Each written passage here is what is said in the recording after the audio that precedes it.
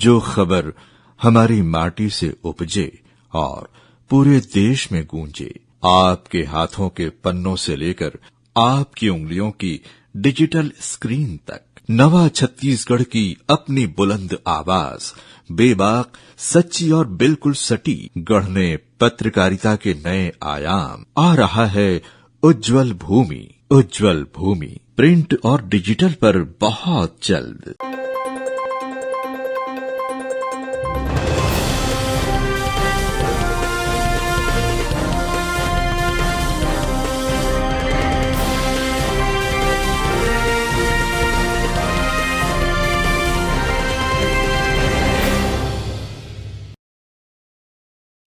नमस्कार, स्वागत है आप सभी का ग्रैंड न्यूज नेटवर्क में और मैं हूं आपके साथ सीमा। चलिए अब एक नजर डाल लेते हैं आज की बुलेटिन की खास खबरों की ओर। खबरों में आगे बढ़ने से पहले एक नजर आज की हेडलाइंस पर।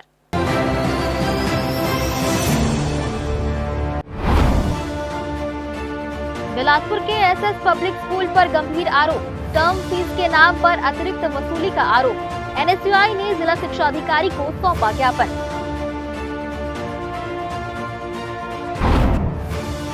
बिलासपुर में अनुकंपा नियुक्ति में बड़ा फर्जीवाड़ा उजागर, जिला शिक्षा विभाग ने सहायक ग्रेड 3 कर्मचारी को किया बर्खास्त।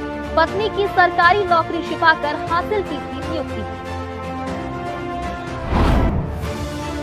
बिलासपुर में मितानिनों ने नियमितीकरण की उठाई मांग, मितानिन कार्यक्रम को ठेका व्यवस्था से मुक्त करने की मांग। 72,000 से अधिक मितानिनों को नियमित करने की मांग पूरी नहीं होने पर आंदोलन की चेतावनी। और कोनी क्षेत्र में आकाशीय बिजली गिरने से किसान की मौत, ग्राम इरतू में धान रोपाई के दौरान हुआ हादसा।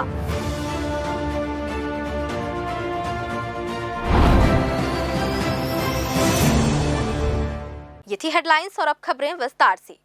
बिलासपुर में एसएस पब्लिक स्कूल की खमतराई और बैमा नगोई शाखाओं को लेकर बड़ा विवाद सामने आया है।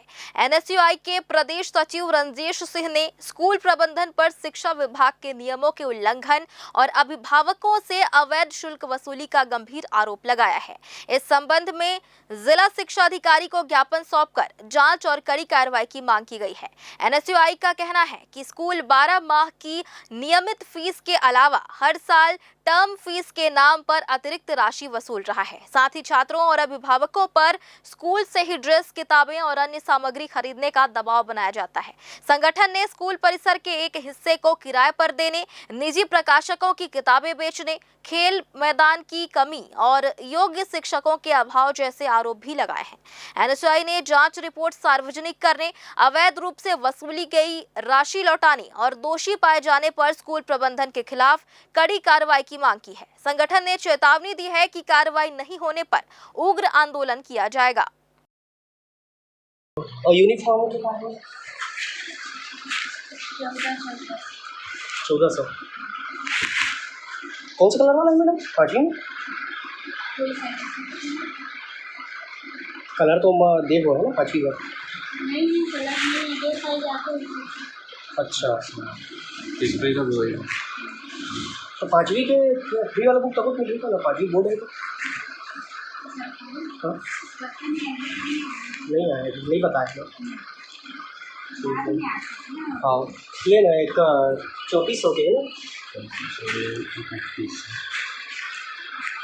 ठीक है जी। ये एसएस पब्लिक स्कूल जो खमतराई स्कूल है उसका मामला है। मैंने 1 महीने पूर्व शिकायत किया था, उसमें बाकायदा जांच कमेटी भी बनी हुई थी, लेकिन स्कूल का मनोबल ऐसे बढ़ा हुआ है कि आप देखेंगे कि लगातार जो उच्च अधिकारी है उनके संरक्षण में जो है शिक्षा का व्यापार चल रहा है।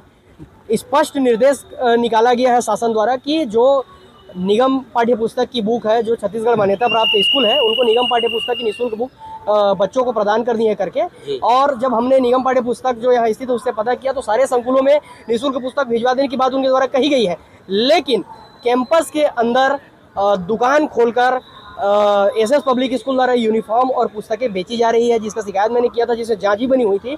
पर समझ नहीं आता कि जांच अधिकारी को इन लोग किस तरीके से लाभ पहुंचाते हैं कि उन लोग ऐसा आंख बंद करके बैठे हुए हैं कि आज जब मैं वहां स्वयं गया, जब लगातार पालक से शिकायत मिली कि आपके शिकायत के बाद भी, जांच कमेटी बनाने के बाद भी उनके जो स्थिति उनमें सुधार नहीं आए हैं, अभी भी उनके द्वारा वसूली की जा रही है और कैंपस के अंदर ही सारी चीज़ें बेचे जा रही है करके, तो कई स्कूल में है कि बाकी सभी स्कूल में सभी स्कूल का हाल यही है। वहाँ का लगातार शिकायत आ रहा था, लेकिन वहाँ का हाल जो है बद से बदतर इसलिए है कि कैंपस के अंदर ही वो बाकायदा यूनिफॉर्म और जो सारे बुक्स है और जो पुस्तकें हैं वो बेचने का काम कर रहे हैं। प्रशासन क्यों इधर ध्यान नहीं दे रही है? प्रशासन की मिली भगत में ये जो संस्थान है वो संचालित हो रहा है और मैं आपके माध्यम से प्रशासन से ये मांग करना चाहता हूँ कि आप ऐसे स्कूलों को उद्योग भवन घोषित कर दीजिए, क्योंकि ऊपर में वो किराए में चल रहा है, नीचे में स्कूल चल रहा है और आप आग बंद करके बैठे हुए हैं। तो अघोषित उद्योग भवन तो बन ही चुका है, आप उसको ऑफिशियली उद्योग भवन बना दीजिए कि उनके द्वारा जो है व्यापार किया जाएगा करके, तो हमारे द्वारा किसी प्रकार का प्रदर्शन नहीं किया जाएगा। आश्वासन लेकिन कोई कार्रवाई नहीं, इस पर आप लोग आगे क्या करेंगे? अब क्या है, पहले हम लोगों ने निवेदन किया, आवेदन दिया, अब जो है निवेदन आवेदन के बाद अब सिर्फ घेराव और आंदोलन ही एक रास्ता है जिसके ओर हम अग्रसर होंगे। और मैं आपको स्पष्ट बता देना चाहता हूं कि छात्र हित और पालकों के ऊपर जो आर्थिक बोझ जो थोपा जा रहा है उसको बर्दाश्त नहीं किया जाएगा। और जिला शिक्षा कार्यालय में, क्योंकि अधिकारी जो है नाम के अधिकारी रह गया, तो ऐसे अधिकारी का वहाँ आवश्यकता नहीं है, अब वहाँ तालाबंदी करने का काम हम लोग करेंगे। बिलासपुर शहर में चल रहे विकास और निर्माण कार्यों को लेकर प्रशासन अब पूरी तरह एक्शन मोड में नजर आ रहा है। उप मुख्यमंत्री अरुण साव लगातार शहर के विभिन्न निर्माण कार्यों का निरीक्षण कर रहे हैं और अधिकारियों को समय सीमा के भीतर काम पूरा करने के निर्देश दे रहे हैं। निरीक्षण के दौरान उप मुख्यमंत्री ने स्पष्ट कहा कि विकास कार्यों की गति किसी भी हाल में धीमी नहीं पड़नी चाहिए। वहीं नगर निगम आयुक्त ने अधिकारियों को निर्देश दिए हैं कि जिन निर्माण कार्यों को बारिश शुरू होने से पहले पूरा किया जा सकता है, उन्हें प्राथमिकता के आधार पर जल्द से जल्द पूरा किया जाए। साथ ही ऐसे कार्य जो बारिश से प्रभावित नहीं होंगे, उन्हें भी लगातार जारी रखा जाए। इसके अलावा जिन परियोजनाओं का काम अभी तक शुरू नहीं हो पाया है, उन पर विशेष ध्यान देते हुए जल्द कार्य प्रारंभ कराने के निर्देश दिए गए हैं। नगर निगम प्रशासन ने निर्माण कार्यों की गुणवत्ता से किसी भी प्रकार का समझौता नहीं करने की बात कही है। अधिकारियों को नियमित मॉनिटरिंग कर तय समय सीमा में कार्य पूर्ण कराने की जिम्मेदारी सौंपी गई है। प्रशासन को उम्मीद है कि इन प्रयासों से शहरवासियों को बेहतर सुविधाएं और नई विकास परियोजनाओं का लाभ मिलेगा। विभिन्न प्रकार के निर्माण कार्यों को माननीय मुख्यमंत्री के द्वारा मेरा निरीक्षण किया गया था और हमको निर्देशित किया गया था कि जो काम बरसात के पहले कर सकते हैं उसको स्टार्ट करिए, और बरसात के दौरान जो काम हम लोग करने वाले हैं, जो बरसात के दौरान भी कर सकते हैं, उसको भी कंटिन्यू रखने के लिए बोला गया। जो अनस्टार्टेड वर्क थे उसको भी स्टार्ट करने के लिए बोला गया और गुणवत्ता पे ध्यान देने के लिए। स्कूल शिक्षा विभाग ने शिक्षकों की छुट्टियों, स्कूलों की व्यवस्था और प्रशासनिक अनुशासन को लेकर बड़ा और सख्त फैसला लिया है। विभाग ने स्पष्ट कर दिया है कि अब केवल ऑनलाइन माध्यम से ही अवकाश स्वीकृत किए जाएंगे। 15 तारीख के बाद यदि कोई शिक्षक ऑफलाइन छुट्टी आवेदन देता है तो आवेदन करने वाले कर्मचारी के साथ साथ उसे स्वीकार करने वाले अधिकारी या कर्मचारी पर भी निलंबन की कार्रवाई की जाएगी। विभागीय बैठक में जर्जर और टूटे हुए स्कूल भवनों को लेकर भी कड़ा रुख अपनाया गया। अधिकारियों ने साफ कहा कि किसी भी स्थिति में बच्चों को असुरक्षित भवनों में नहीं बिठाया जाएगा। भवन उपलब्ध नहीं होने पर कक्षाएं सामुदायिक भवन, जनपद भवन, मंदिर परिसर या अन्य सुरक्षित स्थानों पर संचालित की जाएंगी। बैठक में बताया गया कि स्कूलों की मरम्मत और बुनियादी सुविधाओं के लिए 21 करोड़ रुपए का बजट जारी किया जा चुका है। 15 तारीख तक रंग रोगन, शौचालय और अन्य जरूरी कार्य पूरे करने के निर्देश दिए गए हैं। वहीं युक्तियुक्तकरण के बाद भी ज्वाइनिंग नहीं देने वाले शिक्षकों के खिलाफ सेवा समाप्ति की कार्रवाई की चेतावनी दी गई है। साथ ही विभाग ने अगस्त तक सभी लंबित पदोन्नति मामलों को पूरा करने के निर्देश भी जारी किए हैं। पिछले साल प्रायोगिक तौर पर शासन ने VSK विद्या समीक्षा केंद्र नामक ऐप लॉन्च किया है और विद्या समीक्षा केंद्र जो है वह स्कूल शिक्षा विभाग का एक विस्तृत पोर्टल है जिसमें शिक्षकों की उपस्थिति से लेकर के उनके अवकाश इत्यादि सभी का संधारण किया जाएगा। इस वर्ष शासन ने निर्देश प्रदान किया है कि 16 जून से ही शिक्षकों को VSK के माध्यम से ऑनलाइन उपस्थिति दर्ज करनी होगी और इसका रिपोर्ट देखने के लिए विकासखंड शिक्षा अधिकारी एवं BRCs को अधिकृत किया गया है। जिन शिक्षकों के द्वारा ऑनलाइन एंट्री नहीं की जाएगी उन्हें अनुपस्थित अथवा अवकाश मानते हुए उनके वेतन रोकने की कार्यवाही किए जाने का निर्देश प्राप्त है। बिलासपुर पुलिस ने शहर में कानून व्यवस्था को और अधिक मजबूत करने के उद्देश्य से आज सुबह एक बड़े सघन रेड अभियान को अंजाम दिया। इस ताबड़तोड़ कार्रवाई में पुलिस ने कुल 90 बदमाशों और चाकूबाजों को धर दबोचा, जिनमें से 76 लोगों के खिलाफ प्रतिबंधात्मक कार्रवाई की गई है, जबकि 12 आदतन अपराधियों को सलाखों के पीछे भेज दिया गया है। अभियान के दौरान 2 चाकूबाजों को अवैध धारदार हथियारों के साथ रंगे हाथों गिरफ्तार किया गया। और फिलहाल वक्त हो चला है छोटे से ब्रेक का। ब्रेक के बाद भी खबरें जारी रहेंगी, बने रहिए ग्रैंड न्यूज नेटवर्क के साथ। जय जया प्राइवेट ITI NCVT से मान्यता प्राप्त एंड ISO सर्टिफाइड 10वीं पास विद्यार्थियों के लिए 2 year electrician course, OPA 1 year course, computer operating and programming assistant course, best classroom facility, admissions open. Jai Jaya private ITI, river view colony, Koni, Bilaspur, Chhattisgarh. जो खबर हमारी माटी से उपजे और पूरे देश में गूंजे, आपके हाथों के पन्नों से लेकर आपकी उंगलियों की डिजिटल स्क्रीन तक, नवा छत्तीसगढ़ की अपनी बुलंद आवाज, बेबाक, सच्ची और बिल्कुल सटीक, गढ़ने पत्रकारिता के नए आयाम। आ रहा है उज्जवल भूमि प्रिंट और डिजिटल पर बहुत जल्द। ब्रेक के बाद आप सभी का स्वागत है। जिला शिक्षा अधिकारी कार्यालय ने अनुकंपा नियुक्ति में हुए एक बड़े फर्जीवाड़े का खुलासा करते हुए सहायक ग्रेड 3 नरेंद्र कुमार वैष्णव को सेवा से बर्खास्त कर दिया है। विभागीय जांच में ये साबित हुआ कि नरेंद्र कुमार वैष्णव ने अनुकंपा नियुक्ति प्राप्त करने के दौरान महत्वपूर्ण जानकारी छिपाई थी। जांच में सामने आया कि नियुक्ति के समय नरेंद्र की पत्नी पहले से ही शासकीय सेवा में कार्यरत थी। इसके बावजूद उन्होंने इस तथ्य का उल्लेख नहीं किया और अनुकंपा नियुक्ति के लिए स्वयं को पात्र बताते हुए नौकरी हासिल कर ली। शिकायत मिलने के बाद जिला शिक्षा अधिकारी कार्यालय ने पूरे मामले की विभागीय जांच कराई। जांच में आरोप सही पाए जाने पर सक्षम प्राधिकारी ने इसे सेवा नियमों का गंभीर उल्लंघन माना और नरेंद्र कुमार वैष्णव की नियुक्ति निरस्त करते हुए उन्हें सेवा से बर्खास्त करने का आदेश जारी कर दिया। विभाग का कहना है कि शासकीय नियुक्तियों में किसी भी प्रकार की जानकारी छिपाना या गलत तथ्य प्रस्तुत करना गंभीर अनियमितता है। इस कार्रवाई के बाद विभाग ने स्पष्ट संकेत दिया है कि अनुकंपा नियुक्ति सहित अन्य भर्तियों में नियमों के उल्लंघन पर सख्त कार्रवाई जारी रहेगी। न्यायधानी बिलासपुर में यातायात व्यवस्था को दुरुस्त करने और सड़क हादसों पर लगाम लगाने के लिए यातायात विभाग ने वाहन चलाते समय मोबाइल पर बात करने वालों के खिलाफ अपनी सख्ती बेहद बढ़ा दी है।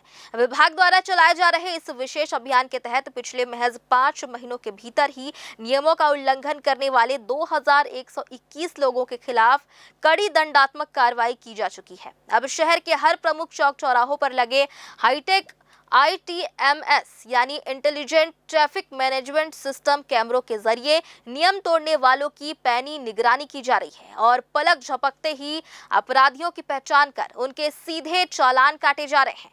पुलिस ने साफ कर दिया है कि मोटर व्हीकल एक्ट के तहत ड्राइविंग के दौरान मोबाइल का उपयोग पूरी तरह प्रतिबंधित है। ऐसे में सिर्फ हाथ में फोन पकड़कर बात करने वाले ही नहीं बल्कि ईयरबड या ईयरफोन लगाकर लापरवाही से वाहन चलाने वाले भी पुलिस की रडार पर हैं। यातायात पुलिस द्वारा चौक चौराहों पर लाउड स्पीकर के माध्यम से लगातार चेतावनी दी जा रही है कि मोबाइल पर ध्यान केंद्रित होना ही सड़क से ध्यान हटने का सबसे बड़ा कारण बनता है, जिससे गंभीर हादसे होते हैं। 2 माह बाद आयोजित होने वाले शहंशाहे छत्तीसगढ़ हजरत सैयद इंसान अली शाह बाबा के सालाना उर्स मेले को देखते हुए लुथरा शरीफ इंतजामिया कमेटी ने सीपत खमरिया लुथरा मुख्य मार्ग की तत्काल मरम्मत की मांग की है। कमेटी का कहना है कि ये सड़क पूरी तरह जर्जर हो चुकी है, जिससे आम लोगों और श्रद्धालुओं को आवागमन में भारी परेशानी का सामना करना पड़ रहा है। आइए देखते हैं पूरी खबर। खमरिया स्थित लुथरा शरीफ में शहंशाहे छत्तीसगढ़ हजरत सैयद इंसान अली शाह बाबा की दरगाह प्रदेश की प्रमुख और ऐतिहासिक दरगाहों में से एक मानी जाती है। हर वर्ष आयोजित होने वाले सालाना उर्स मेले में छत्तीसगढ़ सहित देश के विभिन्न राज्यों से बड़ी संख्या में श्रद्धालु पहुंचते हैं। इस वर्ष भी 2 माह बाद उर्स मेले का आयोजन होना है। इंतजामिया कमेटी ने प्रशासन को दिए गए ज्ञापन में बताया है कि सीपत से खमरिया होते हुए लुथरा शरीफ तक जाने वाली मुख्य सड़क काफी खराब हो चुकी है। सड़क पर गड्ढों और उखड़ी हुई सतह के कारण राहगीरों और वाहन चालकों को परेशानी का सामना करना पड़ रहा है। कमेटी ने प्रशासन से मांग की है कि उर्स मेले से पहले सड़क की मरम्मत कराकर उसे सुगम बनाया जाए ताकि श्रद्धालुओं और स्थानीय नागरिकों को सुरक्षित एवं सुविधाजनक आवागमन मिल सके। कमेटी ने विश्वास जताया है कि प्रशासन इस मांग पर शीघ्र कार्रवाई करेगा। ग्रैंड न्यूज के लिए कैमरामैन अमर ध्रुव के साथ गोलू कश्यप की रिपोर्ट। कलेक्टर महोदय से ये मांग करने आए थे कि जो अपना लगरा से लेकर और खमरिया तक की जो रोड है जर्जर हो चुकी है और उसमें जो बाहर से ज़ायरीन आते हैं और गांव वाले इधर से आना जाना जो करते हैं, जो काफ़ी तकलीफ़ों का सामना करना पड़ता है। अभी बारिश शुरू ही है, अभी इतने गड्ढे हो गए, आने वाले समय में वो रास्ता चलने लायक नहीं रहेगा। 2 महीने बाद वहाँ उर्स है और उर्स होना है, इसलिए हम कलेक्टर साहब से मांग करने आए थे और आवेदन देने आए हैं कि वहाँ का रोडों का पिचिंग काम कराया जाए। इसी विषय में हमने वहाँ पर मस्तूरी विधायक दिलीप लहरिया जी से भी मुलाकात, उनको भी ज्ञापन दिया। एसपी साहब से भी मिलने आए थे, जो दूर दूर से ज़ायरीन आते हैं दर्शन के लिए, उनके लिए सुरक्षा प्रदान के लिए, ट्रैफिक व्यवस्था के लिए। तो उन्होंने पहले तो आप अध्यक्ष हैं तो हमारा उन्होंने स्वागत किया, हम उनका स्वागत किए। बोले जो भी व्यवस्था रहेगी वो हमारी सुविधा होगी, वो पुलिस द्वारा मुहैया कराया जाएगा। छत्तीसगढ़ शासन वक्फ बोर्ड द्वारा अभी लुथरा शरीफ दरगाह में नई इंतजामिया कमेटी का गठन हुआ है, तो जिसके सदस्य और हमारे जो चेयरमैन साहब होते हैं सदर कहलाते हैं, तो वो सब सारे लोग जो हैं प्रशासनिक अधिकारियों से मिलने आए, जिसमें कलेक्टर साहब, एसपी साहब से हम लोग आभार भी व्यक्त करने आए और उन लोगों से प्रशासनिक मदद भी मांगने आए। जैसे एसपी साहब के पास आए कि हमारा अभी 2 महीने बाद उर्स होना है, सालाना उर्स, उसमें जो ज़ायरीन आते हैं तो उसमें जो व्यवस्थाएं हो, ट्रैफिक की व्यवस्था हो, कानूनी व्यवस्था हो, उसके लिए हम लोगों ने उनको आवेदन दिया है एसपी साहब को। कलेक्टर साहब से भी मिल के हम लोगों ने जो मेन रोड है सीपत मेन रोड, वो बहुत ज़्यादा जर्जर है। तो जितने भी ज़ायरीन दूर दूर से आते हैं देश भारत के अंदर से, जितने भी राज्यों से, तो उन लोगों को, ज़ायरीनों को वहाँ तकलीफ़ ना हो, इसके लिए हम लोग रोड के लिए आवेदन देने आए हैं कि जल्द से जल्द उस रोड का काम शुरू हो जाए, जिससे ज़ायरीन लोग आवागमन उनका असुविधा ना हो और जितनी अच्छी से अच्छी हम लोग सुविधा दे सकते हैं इंतजामिया कमेटी की तरफ से, वो हम लोग बिल्कुल करने का प्रयास कर रहे हैं। मैदानिन कार्यक्रम से जुड़े कार्यकर्ताओं ने छत्तीसगढ़ सरकार से नियमितीकरण की मांग तेज करते हुए प्रेस विज्ञप्ति जारी की है। विज्ञप्ति में कहा गया है कि भाजपा ने अपने घोषणा पत्र और मोदी की गारंटी के तहत मैदानिनों के हितों की रक्षा का भरोसा दिया था, लेकिन अब तक नियमितीकरण की दिशा में कोई ठोस कदम नहीं उठाया गया है। मैदानिनों ने मांग की है कि कार्यक्रम को ठेका व्यवस्था से मुक्त कर सीधे सरकार के अधीन संचालित किया जाए। उनका कहना है कि जब राज्य सरकार राष्ट्रीय स्वास्थ्य मिशन यानी NHM के अंतर्गत लगभग 3 लाख कर्मचारियों का संचालन कर रही है, तो प्रदेश की 72,000 से अधिक मैदानिनों और करीब 3,250 मैदानिन प्रशिक्षकों को भी नियमित व्यवस्था के तहत शामिल किया जाना चाहिए। विज्ञप्ति में सरकार से अपने चुनावी वादे को पूरा करते हुए मैदानिन कार्यक्रम का शीघ्र नियमितीकरण करने की मांग की गई है। मैदानिनों का कहना है कि वे वर्षों से ग्रामीण स्वास्थ्य सेवाओं में महत्वपूर्ण भूमिका निभा रही हैं, इसलिए उन्हें स्थायी सेवा और अन्य शासकीय सुविधाओं का लाभ मिलना चाहिए। हमारे किसानों के ऊपर जो समस्या, जो पीड़ा गुजर रही है, उसी के लिए हम लोग आए हैं। शासन घोषणा पत्र में घोषणा की है मोदी की गारंटी के तहत, वो गारंटी के तहत आज 3रा साल होने को है, वो गारंटी में कुछ भी एक भी बिंदु हमारा सुनवाई में नहीं हुआ है कि हमारे पक्ष में नहीं हुआ है। जब घोषणा किए थे तो उसमें उनको अमल करना चाहिए था, कुछ तो करते है ना। जिसमें था उनका सबसे पहला मांग था कि जब भी हमारी सरकार आएगी छत्तीसगढ़ में, तो भाजपा सरकार हमारी आएगी तो हम लोग क्या बोलते हैं, आप लोगों का नियमितीकरण कर देंगे, नियमितीकरण कर देंगे बोले थे। उसको वो लोग नहीं माने। उसके बाद बोले थे कि 50% आपका वृद्धि कर देंगे, हमारी जो भी मैदानी प्रोत्साहन राशि मिलती है उसमें 50% की और वृद्धि करेंगे। उसके लिए भी वो नहीं सुन रहे हैं। अगला है, हम लोगों को NHM में आपका संविलियन करेंगे बोले थे, और NHM में संविलियन न करके उसको ठेकेदारी में फिर से दे रहे हैं। संस्था को दे रहे हैं। जब शासन हम लोगों को बोला गया था कि आपको एनएचएम में संविलियन करेंगे, एनएचएम में 3 लाख कर्मचारी को रख सकते हैं, शासन चला सकती है, और हमारे 72,000 मितानिन और 3,250 मितानिन प्रशिक्षक को नहीं ले सकती। ये कहाँ की बात है? शासन को हमारे बारे में भी सोचना चाहिए। हम माता और बहनें कहाँ जाएंगे बताइए? आपको संविलियन किया जाएगा, ठेकेदारी से हटा के आपको एनएचएम में संविलियन सरकारी कर्मचारी का दर्जा देंगे, तो उनका सारा मांग और उनका मोदी के गारंटी के तहत जो भी उनका था वो सब धरा का धरा रहेगा। आज तो 3रा साल होने को है, अभी तक एक भी बिंदु में वो काम नहीं किए हैं।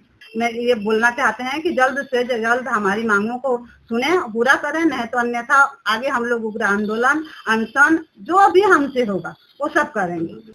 एक बार फिर से वक्त हो चला है छोटे से ब्रेक का। ब्रेक के बाद भी खबरें जारी रहेंगी, बने रहिए ग्रैंड न्यूज नेटवर्क के साथ। जयजया private ITI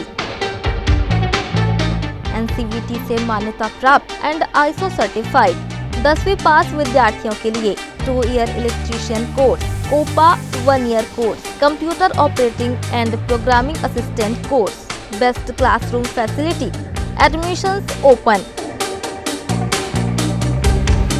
जयजया private ITI, Riverview colony, Koni, Bilaspur, Chhattisgarh. जो खबर हमारी माटी से उपजे और पूरे देश में गूंजे, आपके हाथों के पन्नों से लेकर आपकी उंगलियों की डिजिटल स्क्रीन तक, नवा छत्तीसगढ़ की अपनी बुलंद आवाज, बेबाक, सच्ची और बिल्कुल सटीक, गढ़ने पत्रकारिता के नए आयाम। आ रहा है उज्जवल भूमि प्रिंट और डिजिटल पर बहुत जल्द। ब्रेक के बाद आप सभी का स्वागत है। बिलासपुर जिले के कोनी थाना क्षेत्र अंतर्गत ग्राम निरतू में रविवार को एक हृदय विदारक हादसे में 65 वर्षीय किसान धर्म यादव की आकाशीय बिजली गिरने से मौत हो गई। घटना उस समय हुई जब वे दोपहर के समय अरपा नदी के किनारे स्थित अपने खेत में धान की रोपाई का कार्य कर रहे थे और अचानक शुरू हुई तेज बारिश से बचने के लिए मरघट के पास आश्रय ले रहे थे। बिजली की चपेट में आने से उनकी घटनास्थल पर ही मृत्यु हो गई, जिससे पूरे गांव में शोक की लहर दौड़ गई है। सूचना पाकर मौके पर पहुंची पुलिस ने मर्ग कायम कर शव को पोस्टमार्टम के लिए भेज दिया है और मामले की जाँच शुरू कर दी है। बिलासपुर में पिछले 3 दिनों से रुक रुक कर हो रही बारिश से मौसम सुहावना हो गया है और तापमान में भी गिरावट दर्ज की गई है। लगातार बारिश के चलते लंबे समय से सूखी पड़ी नदियों में फिर से पानी पहुंचने लगा है। अरपा नदी में भी भैंसाझार बैराज से पानी छोड़े जाने के बाद जल स्तर बढ़ा है और नदी में बहाव लौट आया है। अरपा में पानी की दस्तक से शहरवासियों में उत्साह है। बड़ी संख्या में लोग नदी किनारे पहुंचकर बहते पानी का नजारा देख रहे हैं। बारिश से किसानों और आम लोगों को भी राहत मिली है।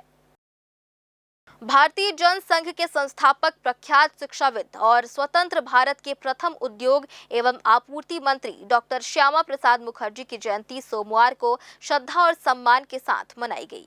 इस अवसर पर भारतीय जनता पार्टी द्वारा पुराना बस स्टैंड चौक स्थित उनकी प्रतिमा पर माल्यार्पण कर उन्हें भावभीनी श्रद्धांजलि अर्पित की गई। कार्यक्रम में बिल्हा विधायक धर्मलाल कौशिक, महापौर पूजा विधानी, भाजपा जिला अध्यक्ष दीपक सिंह ठाकुर सहित बड़ी संख्या में पार्टी पदाधिकारी एवं कार्यकर्ता उपस्थित रहे। सभी ने डॉक्टर मुखर्जी के राष्ट्र निर्माण में दिए गए योगदान को याद करते हुए उनके आदर्शों और राष्ट्रवादी विचारों पर चलने का संकल्प लिया। वक्ताओं ने कहा कि डॉक्टर श्यामा प्रसाद मुखर्जी का जन्म 6 जुलाई 1901 को कोलकाता में हुआ था। वे मात्र 33 वर्ष की आयु में कलकत्ता विश्वविद्यालय के सबसे युवा कुलपति बने।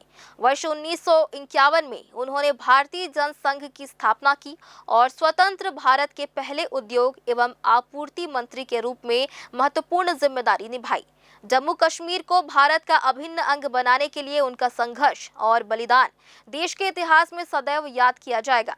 भाजपा नेताओं ने कहा कि डॉक्टर मुखर्जी का जीवन राष्ट्र सेवा, शिक्षा, स्वाभिमान और अखंड भारत के संकल्प का प्रतीक है। उनकी प्रेरणा आज भी देशवासियों को राष्ट्रहित में कार्य करने का संदेश देती है। कार्यक्रम के अंत में सभी ने उनके बताए मार्ग पर चलकर देश की एकता, अखंडता और विकास के लिए कार्य करने का संकल्प दोहराया। जनसंघ के संस्थापक आज उनके जन्म दिवस के अवसर पर उनको स्मरण करने के लिए, माल्यार्पण करने के लिए सभी कार्यकर्ता यहाँ पर उपस्थित हुए हैं। महापौर जी, पूजा विधानी, हमारे दीपक जी सभी साथ में हैं और आज उनको हम सब उनके किए हुए कार्यों का स्मरण कर रहे हैं। एक ऐसा व्यक्ति, उनका व्यक्तित्व जो एक शिक्षा के क्षेत्र में एक महान शिक्षाविद, कानूनविद, एक राजनीतिज्ञ, मानवतावादी और इस प्रकार से प्रखर राष्ट्रभक्त के रूप में उन्होंने अपना जीवन शिक्षा के साथ में शुरू किया और उसके साथ में सबसे कम आयु के कलकत्ता विश्वविद्यालय के कुलपति बने और कुलपति के साथ में उसके बाद में लोगों ने आग्रह किया कि राजनीति में आना चाहिए। उस समय की जो तत्कालीन परिस्थिति थी, राजनीति में आए और आने के बाद में जिस प्रकार से बंगाल में तत्कालीन सरकार के द्वारा जो अन्याय किया जा रहा था, मुस्लिम लीग के द्वारा जो एक प्रयास किया जा रहा था कि बंगाल पाकिस्तान में चला जाए, उसको बचाने का काम किसी ने किया है, डॉक्टर श्यामा मुखर्जी ने किया। उनका इतना विराट व्यक्तित्व है कि उस समय जो दुर्भिक्ष का मामला आया तो बंगाल को बचाने का काम किया। पूर्वी बंगाल में जिस प्रकार से अल्पसंख्यक हिंदू समाज के ऊपर अत्याचार किया, उसके लिए उन्होंने जा करके उनको सहयोग देने का काम किया।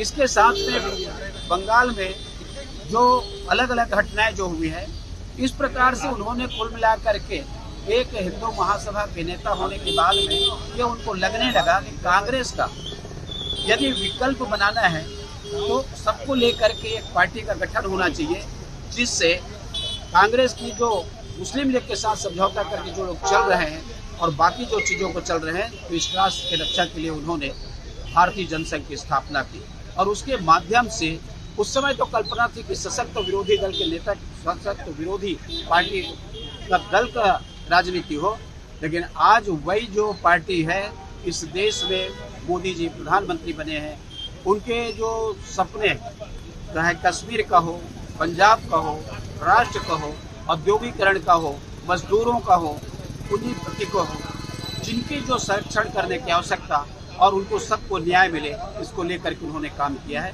आज उनको कोटि नमन। भारतीय जनता पार्टी के भारत